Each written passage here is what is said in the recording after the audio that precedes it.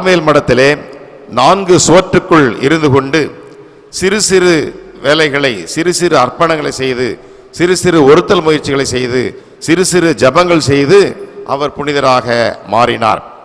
ஆகவேதான் இவர் பல பேர் வெளியிலே சென்று பல வேத போதகத்தை மறைபரப்பை செய்தால் கூட 4 சுவற்றுக்குள் இருந்து இந்த மறைபரப்பை செய்தார். எனவே மறைபரப்பாளரின் புனிதராக சவேரியார் நியமிக்கப்பட்டிருக்கிறார். ஏனென்றால் பல ஊர்களுக்கு, நாடுகளுக்கு சென்று அவர் சென்றார். அதே போல இன்னொரு புனிதராக குழந்தை தெரேசாம்மாள் நியமிக்கப்பட்டிருக்கிறார். ஏனென்றால் அவர் ஊர் ஊராக செல்லவில்லை, 4 சுவற்றுக்குள் இருந்து பிறருக்காக ஜெபித்தார், சிறு சிறு ஒருத்தல் முயற்சிகளை செய்தார்.